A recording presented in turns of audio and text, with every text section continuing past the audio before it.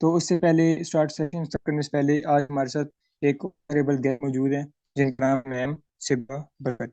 ये एक बहुत ही अच्छी जो है मोटिवेशनल स्पीकर भी हैं।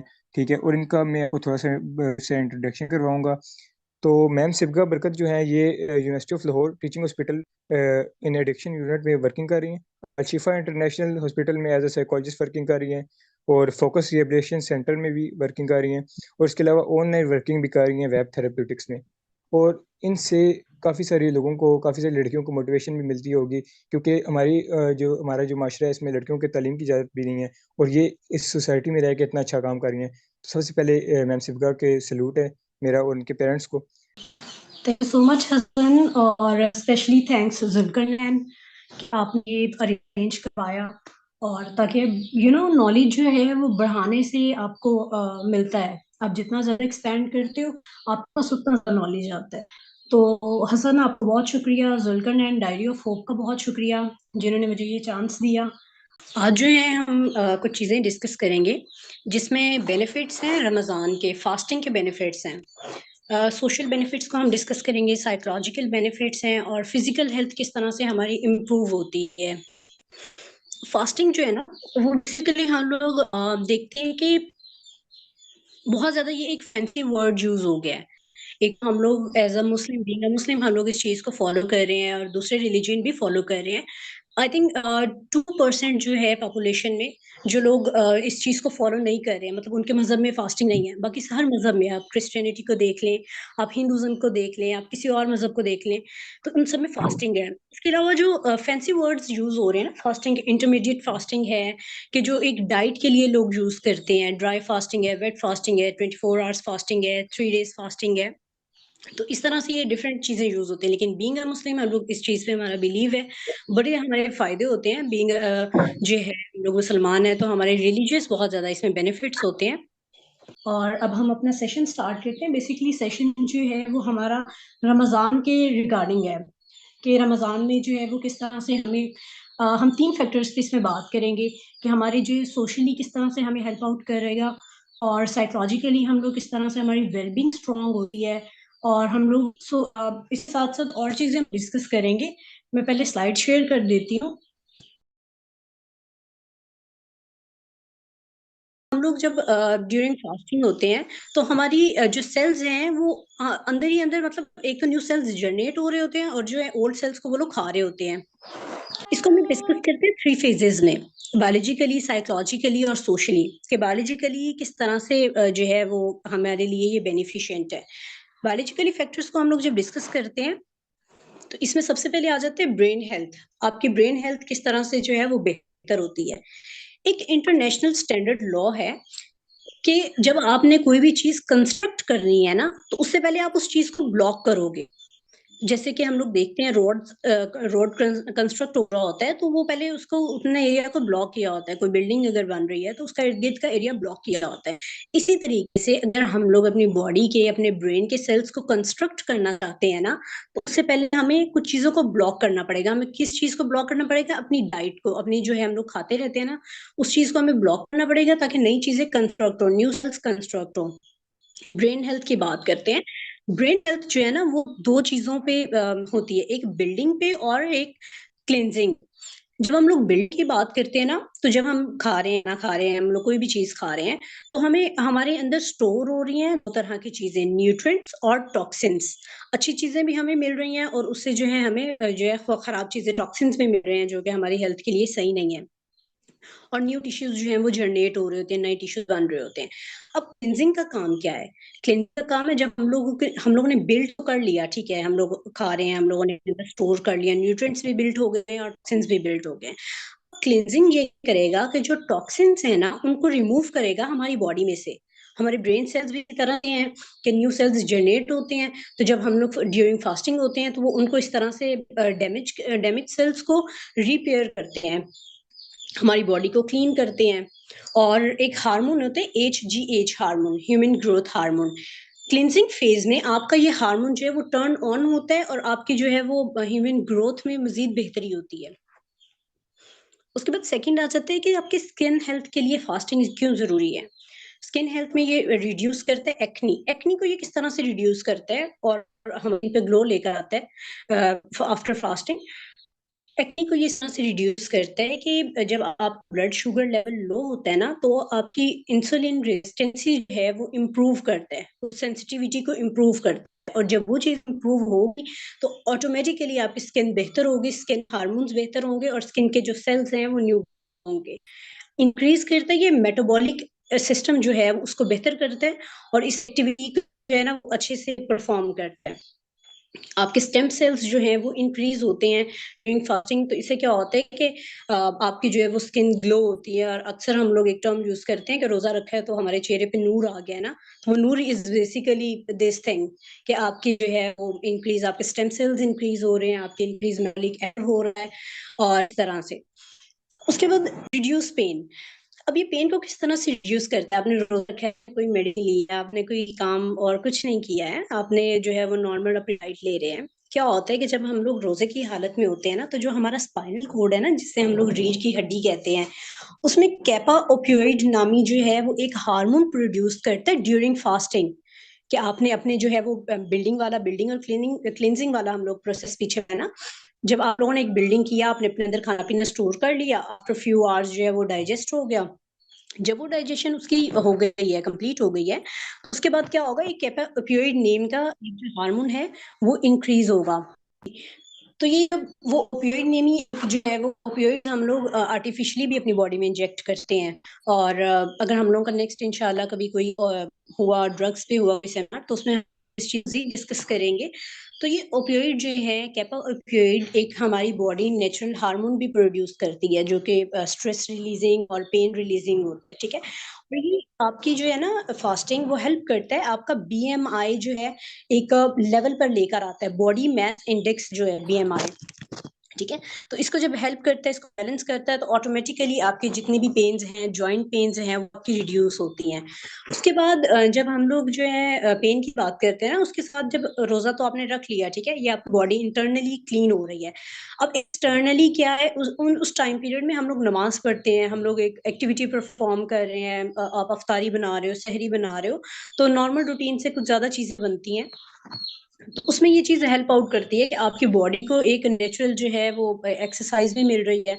आप नमाज पढ़ रहे हो, आप तरावी पढ़ रहे हो, आप उस टाइम पे खड़े हुए हो, तो आपके मसल्स जो है उस टाइम पे रिलैक्स हो रहे होते हैं और आपके नीज जॉइंट पेन्स जो है वो कम हो रही होती है। आप जो है वो नेक्स्ट फोर्थ पॉइंट है लोअर ब्लड शुगर। ऑब्वियसली जब आपकी जो है वो इंसुलिन जो है वो बॉडी जो है अच्छा प्रोड्यूस करेगा और आप ब्लड शुगर लेवल कम होगा, तो ऑटोमेटिकली आपका जो है वो ब्लड प्रेशर प्रॉब्लम जिनको होते हैं, हाई ब्लड प्रेशर और शुगर प्रॉब्लम और डायबिटिक और कैंसर प्रॉब्लम, तो इस तरह से ये ठीक होते हैं।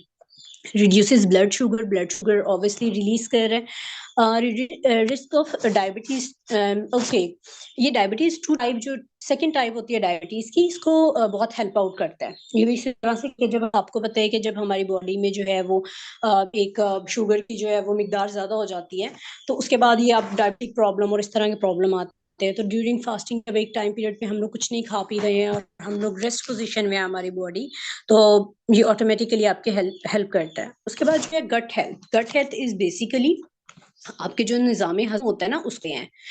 अब हेल्थ को ये किस तरह से इम्प्रूव करता है, एक हार्मोन होता है GERD, गेट नेम का। अब ये क्या करता है, ये कॉज करता है हार्ट बर्न, जिनको प्रॉब्लम रहती है हमेशा सीने में जलना खाना खाने के बाद, और आपका डाइजेस्टिव डिसऑर्डर्स जिनको होते हैं। तो ये हार्मोन क्या करता है, इस तरह के डिसऑर्डर्स कॉज करता है। क्या है कि जब हम लोग ड्यूरिंग फास्टिंग है, तो उसमें क्या होता है कि ये हमारे गट हेल्थ को बेहतर करता है, हमारे डाइजेशन जो है सिस्टम को उसको बेहतर कर रहा होता है। और जिनको डाइजेस्टिव प्रॉब्लम्स होते हैं ना, इसमें जो है कुछ फूड के डिसऑर्डर्स भी आ जाते हैं, तो इनको बहुत हेल्प आउट करते हैं।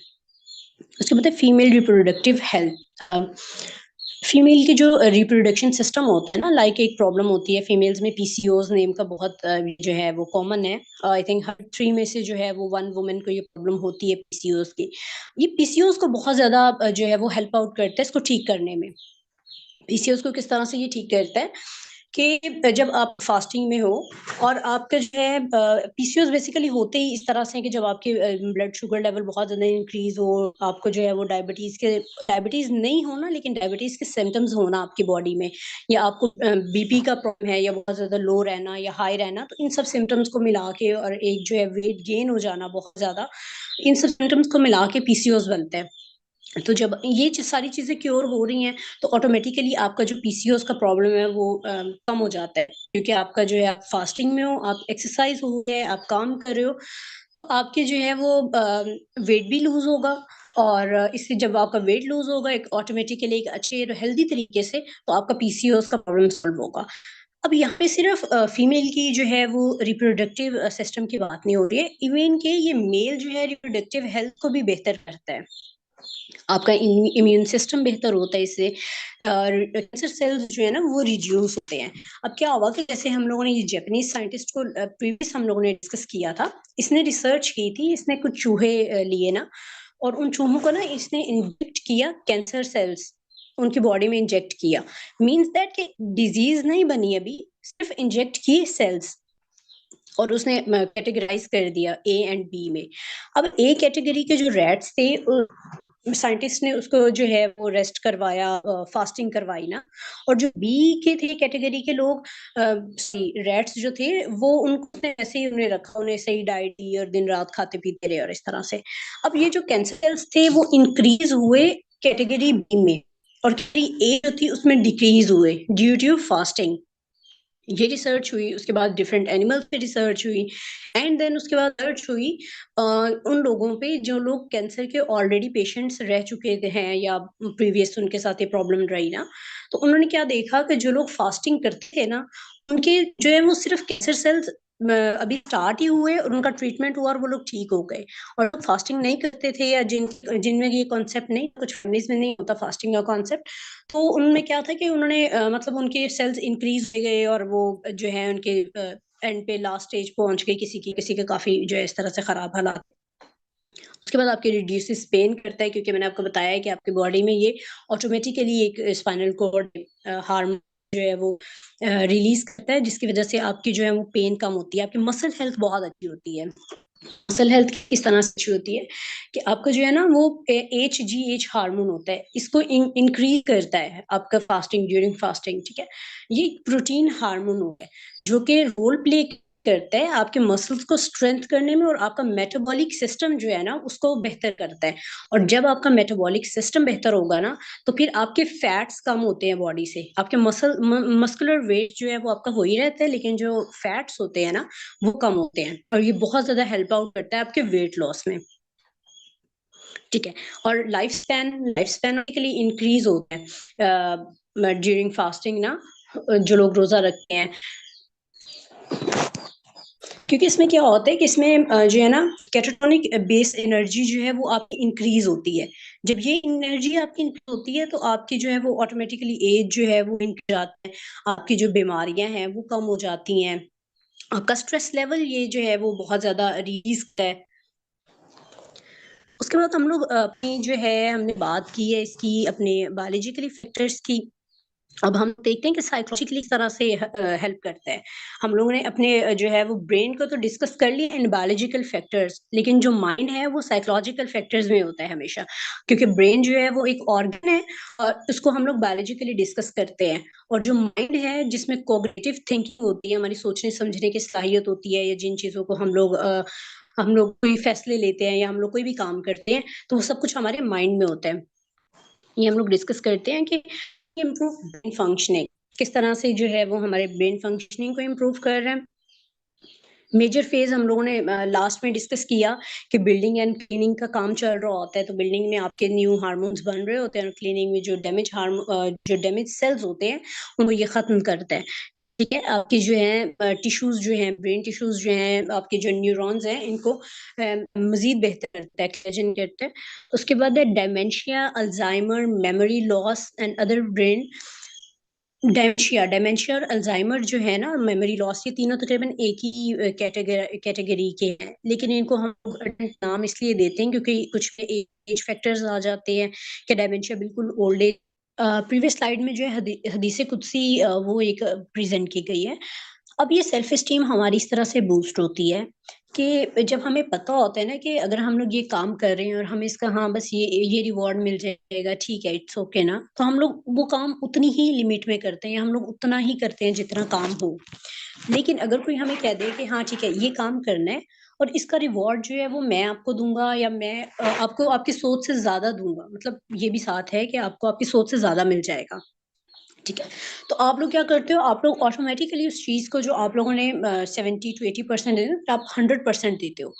एग्जैक्ट यही चीज है रोजा के साथ कि इसका रिवॉर्ड जो है हमें पता है कि अल्लाह ताला ने देना है, कुछ लिखा नहीं हुआ कि ये रिवॉर्ड है और इतना है और इतनी क्वांटिटी में है और ये वो, ठीक है। तो इससे क्या होता है कि हमारी सेल्फ एस्टीम बूस्ट अप होती है कि ठीक है हम लोग ये काम कर रहे हैं तो हमारा जो है वो हमें इसका अच्छा रिवॉर्ड मिलेगा। सेंस ऑफ ग्रेटिट्यूड आपकी इंक्रीज होती है, आप शुक्रगुजार बनते हो, आप जब अफ्तारी करते हो एट दैट टाइम, तो आप जो है वो शुक्रगुजारी ऑटोमेटिकली उस टाइम पे इंक्रीज होती है, आप अल्लाह के शुक्रगुजार बंदे बन जाते हो कि या अल्लाह तेरा शुक्र है, या हम लोग अपने वर्डिंग में जिस तरह से भी अल्लाह का शुक्र अदा करते हैं रिस्क के लिए एंड ऑल दिस स्टफ ना, ठीक है। और उसके बाद ये है अल्लाह ताला ने और एक और आयत में फरमाया, "All you who believe, eating from the good things we provide for you, and thankful to God if you do worship Him alone. If you are thankful, He pleased by it in you." अब जब आप अगर शुक्रगुजारी करते हो तो अल्लाह ताला आपको उसका रिवॉर्ड और ज्यादा देते हैं। जितने ज्यादा आप शुक्रगुजार बंदे बनते जाते हो, अल्लाह ताला आपको उसका रिवॉर्ड इंक्रीज करते जाते हैं, ठीक है। उसके बाद सेवेंथ पॉइंट आ जाता है, फास्टिंग इंक्रीज करती है हमारी self awareness and self control. Self awareness जो है वो इस तरह से इंक्रीज होती है हमारी, 1 मिनट। सेल्फ अवेयरनेस हमारी इंक्रीज होती है कि जब हमारा रोजा है और हमें पता है कि हम लोग रोजे की हालत में हैं, तो उस टाइम हमें ये होता है कि हमारे कपड़े भी सही हों, हम लोग खुद भी पाकी की हालत में हों, हम लोग जहाँ पे बैठ के इबादत कर रहे हैं वो जगह भी हो, हमारे नेल्स कट हुए हों, और अपने आप को हम लोग बहुत हाइजीन का अपनी बेसिकली हम लोग ख्याल रखते हैं। तो इससे क्या होता है कि इससे सेल्फ अवेयरनेस, और जब आप अपने हाइजीन का ख्याल रखते हो ना, तो ऑटोमेटिकली आपका माइंड जो है वो फ्रेश रहता है। आप खुद कभी फील करो कि जब आप लोग शॉवर लेकर आओ और उस टाइम पे आप ज्यादा फ्रेश फील कर रहे हो, इसके बजाय आप जो है वो, अगर आपको काफी टाइम हो गया शॉवर लिए हुए या पूरा 1-2 दिन गुजर गए हैं, तो इससे क्या होता है कि आपकी मेंटल हेल्थ बेहतर होती है। सेल्फ कंट्रोल किस तरह से आता है हमारे, कि हमारा एंगर मैनेजमेंट हमें आ जाता है, हमें सब्र करना आ जाता है जब हम रोजे की हालत में होते हैं। तो एंगर एंगर कंट्रोल हो गया आपका, एंग्जाइटी लेवल डिक्रीज होता है, आपके जो है वो डिप्रेशन लेवल डिक्रीज होता है, और आपका स्ट्रेस लेवल बहुत ज्यादा डिक्रीज होता है इससे।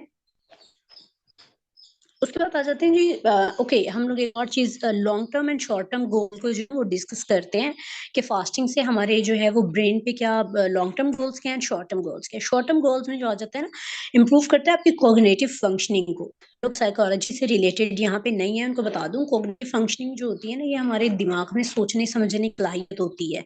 हम लोग जिन चीजों को परखते हैं, हम लोग कुछ चीजें देख के अगर हमारे सामने कुछ अच्छी भी रिप्रेजेंट करे जा रही हो, लेकिन हमें देख के पता चल रहा होता है कि नहीं ये ठीक नहीं है, तो वो क्या है, वो आपका प्रोसेस है कॉग्निटिव फंक्शनिंग का।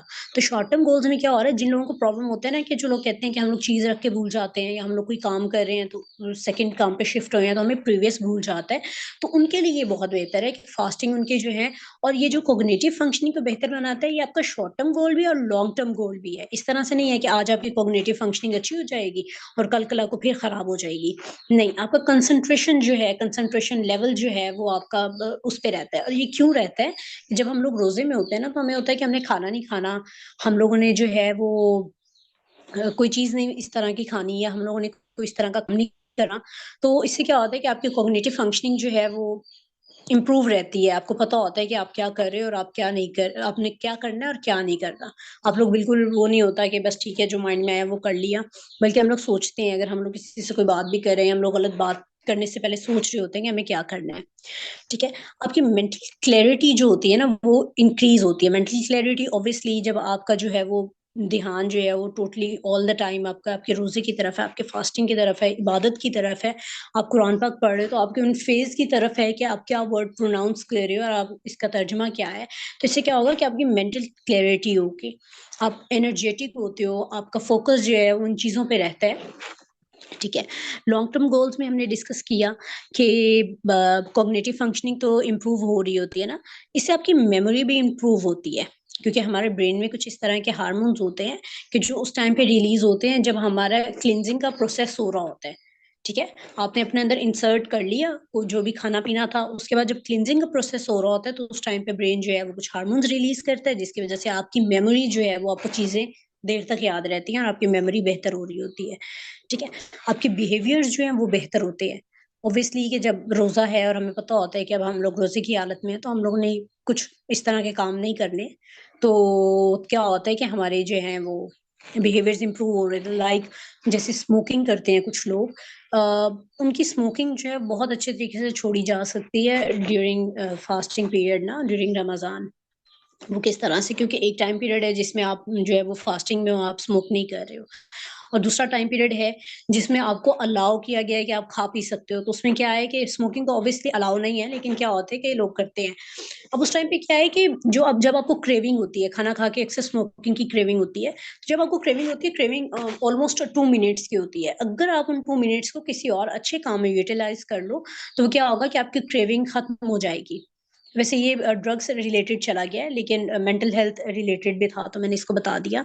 ठीक है, और बिहेवियर्स बेहतर और किस तरह से होते हैं, जैसे हम लोग नॉर्मली अपनी डेली लाइफ में सॉन्ग सुनने के होते हैं, तो रमजान में ये होता है कि नहीं, जो है वो अगर हमें सवाब डबल मिल रहा है तो गुनाह भी डबल मिलता है। ये भी कॉन्सेप्ट है ना कि हमें एक चीज अगर अच्छा कर रहे हैं तो सवाब आपको इंक्रीज हो गया, आपका डबल है। तो अगर आप कुछ बुरा कर रहे हो तो आपको गुनाह भी डबल ही है। ठीक है, उसके बाद एक और जो है वो प्रैक्टिस बहुत ज़्यादा हमारे माशरे में करी जा रही है, जिसको हम लोग पोर्नोग्राफी कहते हैं। तो आप रोज़े की हालत में तो ऑब्वियसली इस तरह के भी कामों से फिर लोग जो हैं बचे रहते हैं, और बहुत अच्छी जो है, अगर आप अपनी हैबिट्स को चेंज करना चाह रहे हो, आप अपनी लाइफ में कोई पॉजिटिव चीज़ लाना चाह रहे हो, तो ये बड़ा बेस्ट टाइम पीरियड है जिसमें आप अपने अपने ऊपर काम कर सकते हो। ठीक है? उसके बाद आपकी जो ब्रेन का जो है आपका गुस्सा है और आपका जो चिड़चिड़ापन है, उस चीज़ को कम करता है, क्योंकि वो आपको सब्र सिखा रहा है और ऑब्वियसली सब्र आ जाता है। ठीक है? और आपका ब्रेन इंसुलिन जब रिलीज़ कर रहा है, तो वो भी आपके लिए बेनिफिशिएंट है। उसके बाद जो है सोशल फैक्टर्स, सोशल फैक्टर्स में आ जाता है कि इंक्रीज़ होती है सिम्पैथी आपकी गरीब लोगों के लिए, कि जब हम लोग फास्टिंग में होते हैं तो हमें ये होता है कि हाँ भई, नेकी कर लें तो इसका जो है वो सवाब बहुत अच्छा मिलेगा। तो उससे क्या होता है कि हम लोग फिर गरीबों में खाना बाँट रहे होते हैं, या हम लोग कुछ इस तरह की जो है वो चीज़ें उन्हें दे रहे होते हैं, प्रोवाइड कर रहे होते हैं। तो इससे क्या होता है कि इससे आपको जो है वो गरीब लोगों के साथ आपकी सिम्पैथी इंक्रीज़ हो रही होती है। ये गुड डीड भी है और आपके जो है वो मेंटल हेल्थ के लिए बेहतर है। और सोशली आपकी जो इकोनॉमी है ना, वो आपकी ग्रो कर रही होती है।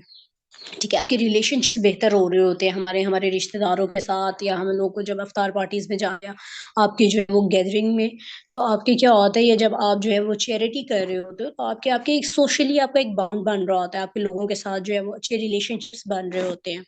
ठीक है, ज़कात जो है वो साइन है ब्रदरहुड का, भाईचारे का, और इससे वही कि आपकी इकोनॉमी जो है वो सर्कुलेट हो, आपके जो पैसे हैं वो लोगों तक महदूद नहीं है। और आप उन लोगों को होप दिखाते हो जिन लोगों के पास मतलब उम्मीद नहीं होती है, या जो लोग मतलब थोड़े गरीब होते हैं या सोशली और फाइनेंशियली इतने ज़्यादा स्टेबल नहीं होते हैं, तो उन लोगों के लिए आप होप बनते हो। सो कंक्लूजन जो है वो इसका यही है कि जो है वो हमें जो है फास्टिंग उसको जो है बड़े अच्छे से इख्तिमाम करना चाहिए, और कोशिश करनी चाहिए कि हम लोग जो है इनको डे बाय डे इंक्रीज़ करें, इस चीज़ को, अपनी इबादत को भी या फास्टिंग प्रोसेस को भी। और फास्टिंग जो है वो ज़रूरी नहीं है कि आप सिर्फ़ एक ही मंथ में कर रहे हो। आप अपने बाकी जो है वो अल्टरनेट मंथ में भी कर सकते हो, अल्टरनेट डेज़, लाइक हमारे नबी पाक सल्लल्लाहु अलैहि वसल्लम जो है वो उनका रोज़ा होता था मंडे और थर्सडे को। तो और बाकी डेज़ में भी। तो इस तरह से हम लोगों को क्या होगा कि हम लोगों को जो ये हमें जो हेल्थ बेनिफिट्स मिल रहे हैं ना, हम लोग बेहतर हो रहे हैं साइकोलॉजिकली, सोशली, और हर तरह से हम लोग बेहतर हो रहे हैं। तो इससे क्या होगा कि सिर्फ़ हम लोग महदूद टाइम के लिए बेहतर नहीं होंगे, फिर ये बेहतरी जो है वो हमारी चलती रहेगी रिगार्डिंग पूरा साल ना। Okay, thank you. खुदा हाफ़िज़। सब लोग अपना बहुत सारा ख़्याल रखिएगा और दुआ में याद रखिएगा।